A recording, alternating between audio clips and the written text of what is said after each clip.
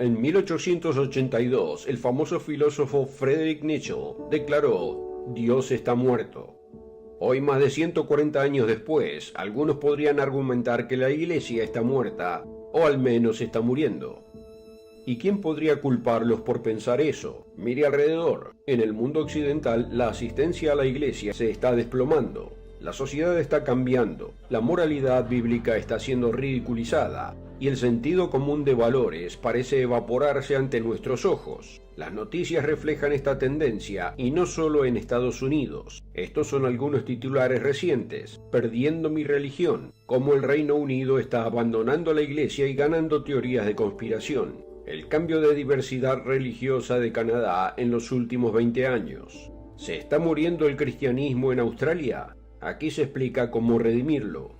En muchos de nosotros estos titulares pueden resonar. En ciudades y pueblos de todo el mundo occidental, la asistencia a la iglesia ha disminuido. Cada año se cierran más iglesias en Estados Unidos que las que se abren. En algunos años, por un margen de casi 1.500. Y algunos predicen que un tercio de las iglesias de Canadá cerrará en los próximos años. Así que, ¿qué le depara el futuro al cristianismo moderno de nuestras naciones occidentales? ¿Se extinguirá por completo? Hay respuestas. Todo lo que tenemos que hacer es abrir la Biblia para encontrarlas.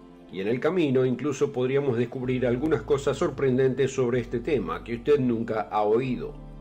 Así que profundicemos y encontremos respuesta a esta pregunta. ¿Están muriendo las iglesias? Acompáñenos.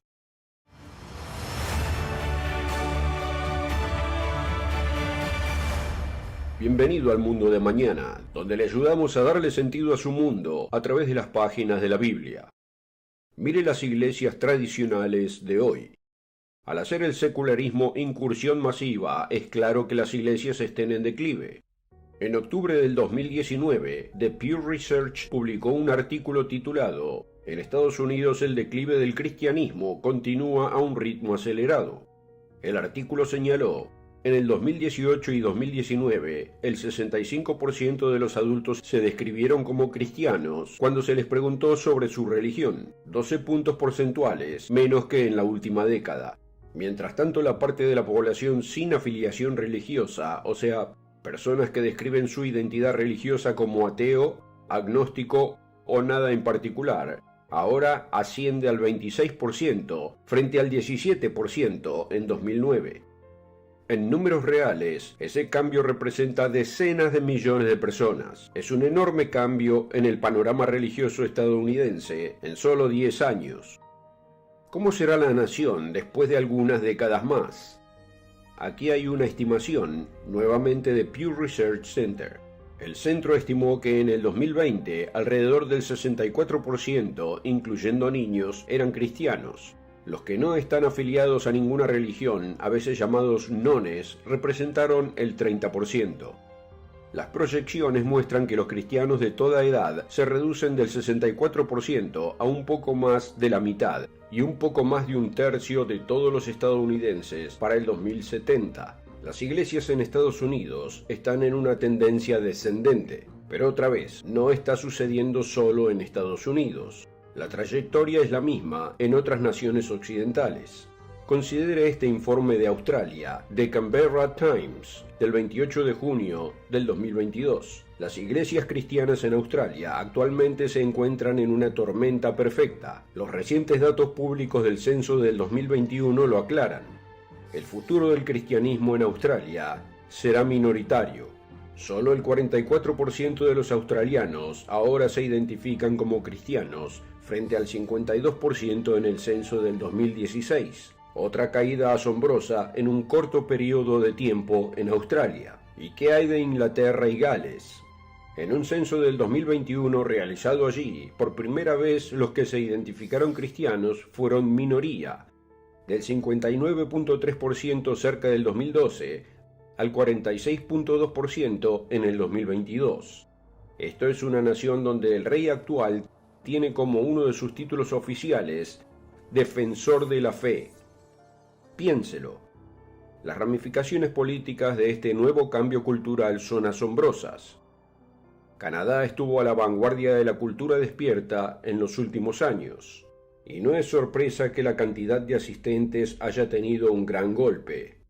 En el 2001, el 77% de la población se identificaba cristiana, pero para el 2021 eso se había reducido a solo el 53%. ¿Qué hay detrás de este cambio? ¿Por qué está sucediendo? Muchos han tratado de responder la pregunta, y ciertamente un factor de la caída de asistencia a la iglesia fue el COVID-19. Casi de la noche a la mañana se cerraron negocios, edificios gubernamentales, restaurantes, gimnasios, cines, incluso iglesias fueron cerradas. A la gente se le dijo que adorara desde su casa, y la tecnología lo hizo posible. Muchas iglesias transmitieron sus servicios, y para una crisis de corto plazo, esto ciertamente mantuvo a las personas al menos algo conectadas. Pero avance rápido al presente. La medida de emergencia temporal se ha convertido en una a largo plazo. Para los marginados, se ha vuelto más fácil alejarse. Otros descubrieron que pueden ser miembros de la iglesia en la comodidad y privacidad de su propio hogar, sin tener que asistir a un servicio. El advenimiento del servicio en línea ha cambiado en esencia la cantidad de personas que consideran ir a la iglesia. Sin dudas, la experiencia en línea ha sido una bendición para los devotos que están enfermos o que no pueden asistir físicamente en persona. Pero para aquellos que eligen estar desconectados de un grupo real, esta es una tendencia alarmante. ¿De cuántas maneras estamos como sociedad cada vez más desconectados y descomunicados unos de otros a medida que pasa cada semana? Hemos visto dónde estamos como cultura, en nuestra situación actual, pero ¿hacia dónde se dirige esto? ¿Qué depara el futuro para las iglesias en el mundo occidental? Y lo que es más importante, ¿qué piensa Cristo de todo esto? Después de todo, Él es la cabeza de la iglesia, ¿no es así?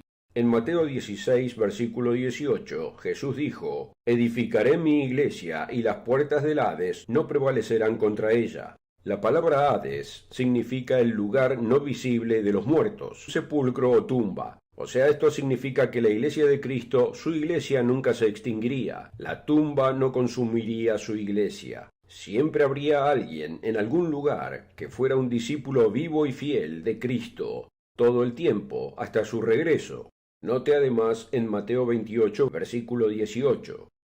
«Toda potestad me es dada en el cielo y en la tierra. Por tanto, id y haced discípulos a todas las naciones, enseñándoles que guarden todas las cosas que os he mandado. Y he aquí estoy con vosotros todos los días hasta el fin de la era».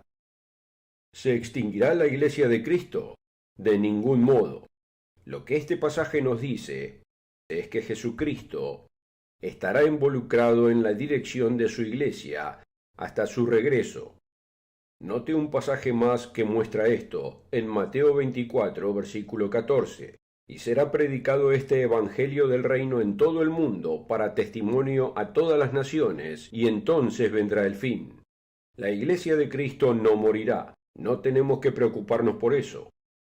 Pero hay algo que debería preocuparnos. Verá, la profecía bíblica predice no solo la presencia de una iglesia que se llama cristiana, sino de dos en los tiempos del fin. Usted podrá decir, eso no es gran cosa, hay cientos e incluso miles de denominaciones cristianas, y eso es cierto.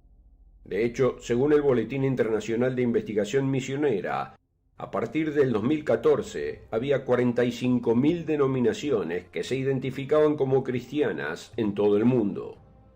Pero cuando la Biblia describe la iglesia, no menciona 45.000 grupos, enumera solo dos. Desglosa todas las diferentes iglesias que se han multiplicado a lo largo de los siglos en dos grupos. Y el futuro de estos dos grupos está predicho en el libro de Apocalipsis. El Apocalipsis está lleno de símbolos. Las inundaciones representan ejércitos y los cuernos reyes o reinos. Y el Apocalipsis usa mujeres para representar iglesias. Lo que encontramos es que hay dos mujeres distintas identificadas en el libro. Veamos una de ellas. Encontramos una descripción en Apocalipsis 17, versículo 1. «Vino entonces uno de los 7 ángeles que tenían las 7 copas y habló conmigo diciéndome: Ven acá y te mostraré la sentencia contra la gran ramera, la que está sentada sobre muchas aguas, con la cual han fornicado los reyes de la tierra, y los moradores de la tierra se han embriagado con el vino de su fornicación. Y me llevó en el espíritu al desierto, y vi a una mujer sentada sobre una bestia escarlata, llena de nombres de blasfemia, que tenía 7 cabezas y 10 cuernos. Esta es una de las mujeres identificadas en Apocalipsis, pero es una ramera que comete fornicación, embriagando a los habitantes de la tierra con el error espiritual. Y está montada en una bestia, o sea, una iglesia políticamente poderosa que dirige las acciones de un gobierno o reino corrupto. Versículo 4. Y la mujer estaba vestida de púrpura y escarlata, y adornada de oro, de piedras preciosas y de perlas, y tenía en la mano un cáliz de oro lleno de abominaciones y de la inmundicia de su fornicación, y en su frente un nombre escrito: Misterio, Babilonia la Grande, la madre de las rameras y de las abominaciones de la tierra. Y vi a la mujer ebria de la sangre de los santos y de la sangre de los mártires de Jesús. Juan describe a esta mujer o iglesia como fabulosamente rica. Ella también tiene hijas rameras, otras iglesias que esencialmente enseñan lo mismo, pero que se han separado de ella. También señala que es responsable de dar muerte a los verdaderos y fieles seguidores de Cristo. El Apocalipsis muestra que ejercerá un gran poder por algún tiempo, pero luego su desaparición será repentina. Vea el versículo 15. Me dijo también: las aguas que has visto donde la ramera se sienta son pueblos, muchedumbres, naciones y lenguas, y los 10 cuernos que viste en la bestia, estos aborrecerán a la ramera, y la dejarán desolada y desnuda, y devorarán sus carnes y la quemarán con fuego, porque Dios ha puesto en sus corazones el ejecutar lo que Él quiso, ponerse de acuerdo y dar su reino a la bestia hasta que se cumplan las palabras de Dios. Y la mujer que has visto es la gran ciudad que reina sobre los reyes de la tierra. Esta poderosa iglesia, simbólicamente una mujer, al final será devorada por el poder de la bestia que ella montaba.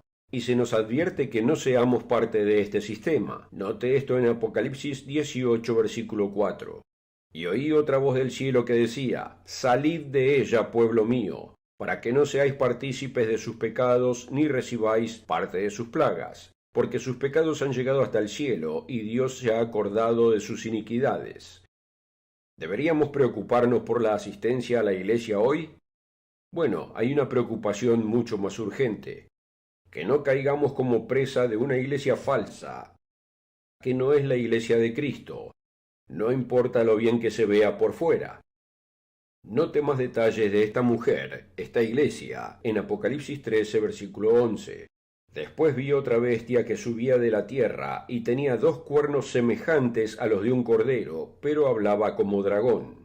¿Qué simbolizan los 2 cuernos? Jesús es identificado como el cordero. Este líder aparentará ser como Cristo, que es un hombre de Dios, un cristiano, pero claramente algo anda mal, porque habla como un dragón. ¿Quién es el dragón? Satanás. Así que este líder no está hablando las palabras de Cristo, sino las palabras del diablo, y engañará a millones y tal vez a miles de millones de personas. Vea el versículo 13. También hace grandes señales de tal manera que hace aún descender fuego del cielo a la tierra delante de los hombres, y engaña a los moradores de la tierra con las señales que se le ha permitido hacer en presencia de la bestia. Así que, ¿qué vemos aquí?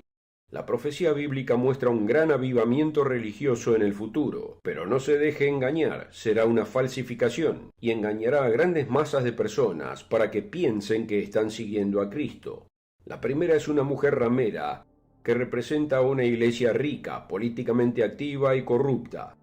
¿Cuál es la identidad de la otra mujer? Se la identifica como la iglesia fiel y obediente que sigue a Cristo. Apocalipsis 12, versículo 1, habla de ella. Y apareció en el cielo una gran señal, una mujer vestida del sol, con la luna debajo de sus pies, y sobre su cabeza una corona de 12 estrellas. Y estando encinta clamaba con dolores de parto, en la angustia del alumbramiento. En otras palabras, esto está hablando de la congregación del Antiguo Testamento, los hombres y mujeres fieles durante ese período, que eran el pueblo de Dios desde la época de Adán y Noé y Abraham y Moisés. Creció hasta convertirse en una nación, y de esa nación vino el Mesías. Nació como un bebé y creció y finalmente dio su vida por los pecados del mundo. Continuando en Apocalipsis 12, versículo 5. Dio a luz un hijo varón que regirá con vara de hierro a todas las naciones. Eso está hablando de Jesucristo. Su destino es gobernar todas las naciones de la tierra cuando Él regrese. Continuando en el versículo 5. Y su hijo fue arrebatado para Dios y para su trono.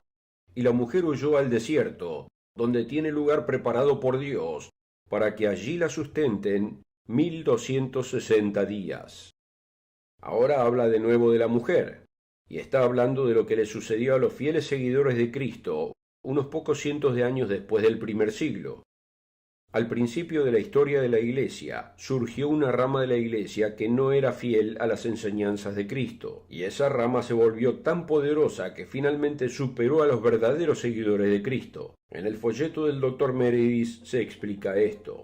Él cita al profesor Rufus Jones en The Church's Debt to Heretics. El señor Jones dice: si Cristo mismo hubiera sido tomado por sus seguidores como el modelo y patrón del nuevo camino, y se hubiera hecho un serio intento para establecer su vida y enseñanza como el estándar y la norma para la Iglesia, el cristianismo habría sido algo muy distinto de aquello en lo que se convirtió. Entonces la herejía habría sido, como no lo es ahora, la desviación de su senda, enseñanza, de su espíritu y de su reino. Lo que se puede llamar apropiadamente cristianismo galileo tuvo una vida corta, aunque ha habido notables intentos de revivirlo y hacerlo vivir de nuevo, y aquí y allá los profetas espirituales han insistido en que cualquier cosa que no sea esta simple religión galileana es herejía. Pero la línea principal del desarrollo histórico ha tomado un curso diferente y ha marcado el énfasis de manera muy diferente. Lo que vemos es que los verdaderos seguidores de Cristo tuvieron que huir durante esos siglos intermedios para escapar de la persecución.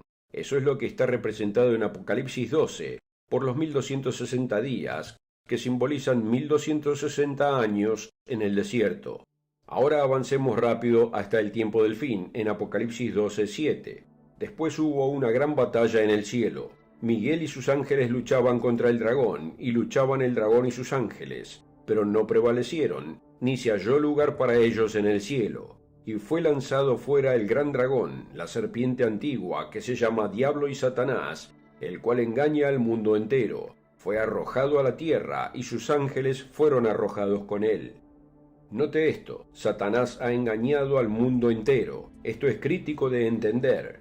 No solo habrá un gran engaño masivo por parte de una iglesia falsa en los últimos días, sino que cuando uno lo entiende, la mayor parte del cristianismo nominal ha estado bajo un gran engaño durante siglos. La mayoría de los que se consideran cristianos solo siguen tradiciones de hombres, no el cristianismo de la Biblia. Pero ¿qué pasa con aquellos que realmente sí siguen a Cristo? La Biblia muestra que Dios les ofrece protección en la tierra a través de la gran tribulación. Note en Apocalipsis 12, versículo 13. Y cuando vio el dragón que había sido arrojado a la tierra, persiguió a la mujer que había dado a luz al hijo varón. Y se le dieron a la mujer 2 alas de gran águila para que volase de delante de la serpiente al desierto, a su lugar, donde es sustentada por un tiempo y tiempos y la mitad de un tiempo. Algunos piensan que esto se refiere al rapto de la iglesia. No, aquí simplemente se la lleva al desierto. El cielo no es un desierto. Los hijos de Israel salieron de Egipto simbólicamente sobre alas de águila. Eso se menciona en Éxodo 19:4, pero sabemos que solamente caminaron. Es el mismo concepto aquí. Continuando en el versículo 15. Y la serpiente arrojó de su boca tras la mujer agua como un río, para que fuese arrastrada por el río. Pero la tierra ayudó a la mujer, pues la tierra abrió su boca y tragó el río que el dragón había echado de su boca. Entonces el dragón se llenó de ira contra la mujer, y se fue a hacer guerra contra el resto de la descendencia de ella, los que guardan los mandamientos de Dios y tienen el testimonio de Jesucristo. Note esto: la indicación es que aquellos que son fieles y protegidos también habrán sido quienes tenían el testimonio de Cristo y guardaban los mandamientos de Dios. Estos no son los judíos, es la iglesia genuina de Dios. Para usted y para mí, si realmente somos seguidores de Cristo, Si obedecemos sus 10 mandamientos, y estamos cubiertos con la sangre de su sacrificio, y somos guiados por su Espíritu Santo, Él dice que nos cuidará en los días oscuros que se avecinan. Así que ¿se extinguirá la Iglesia? La Iglesia de Cristo nunca morirá. Del mismo modo, hay advertencias sobre no dejarse engañar por una versión persuasiva pero falsa del cristianismo en el futuro, y francamente ahora también.